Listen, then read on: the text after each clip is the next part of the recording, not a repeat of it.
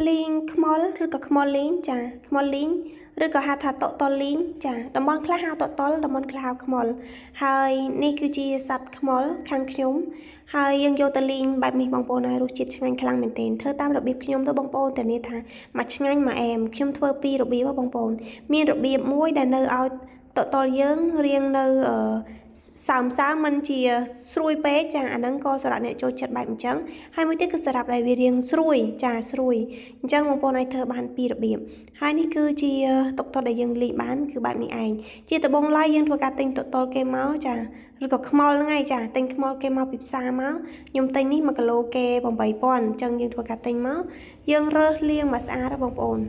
ដោយសារជាទូទៅបងប្អូនកសិករយើងរកបានមកគាត់ក៏កាត់ដាក់ភ្លើងដាក់អីទៅមិនមែនធ្លាក់មកតែសัตว์ខ្មោលនឹងទេបងប្អូនគឺវាមានធ្លាក់មកទាំងអាសัตว์ទូចល្អិតនឹងមានសัตว์ក្លិនទាសัตว์អីល្អិតស្មៃចឹងមកយើងញ៉ាំចូលទាំងនឹងគឺអត់កើតទេចឹងទៅការរើសមួយថាត្រឹមនឹងអស់បងប្អូនហើយរើសចង់2ម៉ោងនិយាយមែនខ្ញុំរើសមួយបែបនេះឯងបើបងប្អូនមានរបៀបលាងយ៉ាងណាឲ្យស្រួលជាងនេះបើយកកញ្ច្រែងមកត្រោមវាមិនអស់ទេបងប្អូនខ្ញុំធ្លាប់ហើយចាបើមានថារបៀបស្រួលជាងនេះហើយនឹងស្រួលជាង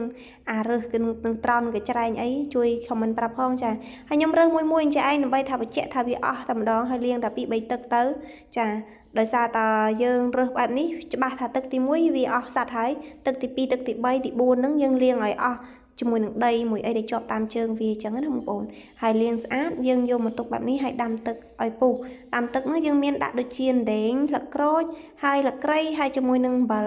ថែមតិចទៅបងប្អូនដាក់ស្ករដាក់អីបន្តិចក៏បានដែរគាត់ថាមិនបាច់ដាក់ក៏បានដែរចាដាក់តែអំបិលតិចទៅហើយស្រុះវាឲ្យឆ្អិនល្មមមិនមែនថាស្រុះមកលុំទេបងប្អូនស្រុះវាឲ្យឆ្អិនកាត់ក្លិនហើយដើម្បីឲ្យតតឬក៏ខ្មុលយើងនឹងឆ្អិនមកល្មមដែរហើយយកទៅបំពងទៅបីថា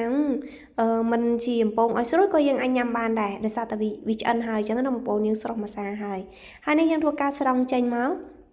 ហើយយើងធ្វើការស្រង់ចេញតតែអស់បែបចេះមកហើយនេះគ្រឿងរបស់យើងហាន់ដើម្បីយកទៅដាក់នឹងមានលឹកក្រូចមានជាមួយនឹងម្ទេសលឹកខ្ទឹមជាមួយនឹងរ៉តឌីរបស់យើងគ្រឿងតែប៉ុណ្្នេះឯងគឺកាប៉ែឡែកបតែថារសជាតិវិញជាដំបូងយើងចាក់ខ្លាញ់ដាក់ខ្ទះចាក់ខ្លាញ់ឲ្យក្តៅហើយយើងធ្វើការបំពងស្លឹកក្រូចយើងឲ្យស្រួយមុនសិនចាដើម្បីយកក្លិនជាប់ជាមួយនឹងខ្លាញ់ឲ្យតតឬក៏ខ្មុលយើងកាន់តែឈ្ងុយទៀតចាហើយនេះបំពងវាឡើងក្រហមល្មមបានហើយបងប្អូននេះចង់ជ្រុលហើយចាហើយយើងធ្វើការចាក់តឬក៏ខ្មុលយើងនេះចូលទៅដាក់ខ្លាញ់រៀងច្រើនតិចទៅដើម្បីឲ្យវា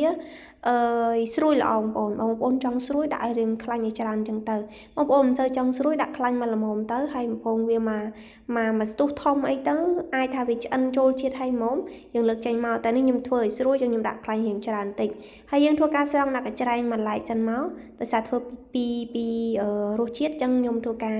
ដាក់ពាក់កណ្ដាលម្នាក់ចានេះធ្វើការយកមកលាយគ្រឿងអាពាក់កណ្ដាលនឹងសិនមកចាមានដាក់រ៉ូឌីថែមខ្លះទៅហើយដាក់ជាមួយនឹងស្លឹកគ្រៃចា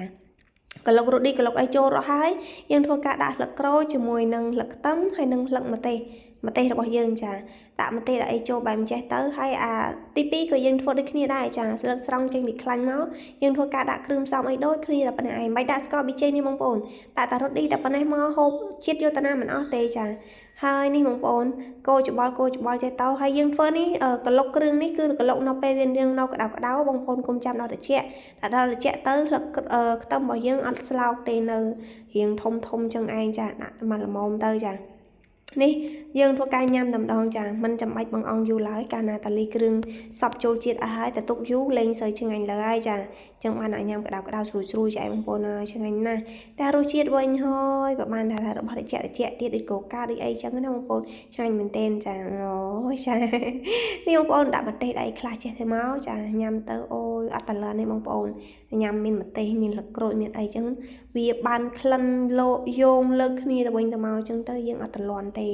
ហើយវីដេអូរបស់ខ្ញុំមានតែប៉ុណ្ណេះឯងបងប្អូនហើយរបៀបធ្វើបងប្អូនខាងនោះធ្វើយ៉ាងណាអីជួយ comment ប្រាប់ខ្ញុំផងខាងនេះធ្វើយ៉ាងចេះឯងចាធ្វើតែប៉ុណ្ណេះឯងរសជាតិឲ្យឆ្ងាញ់យកតាណាមអស់ទេ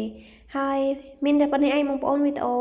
ហើយអរគុណច្រើនបងប្អូនសម្រាប់ការស្រឡាញ់យូរចាត់ជម្រាបលាណាបងប្អូនជួបគ្នានៅវីដេអូក្រោយទៀតសង្ឃឹមថាបងប្អូននឹងស្រឡាញ់ក្រុមពួកយើងខ្ញុំបន្តទៀតអរគុណច្រើនបាយបាយ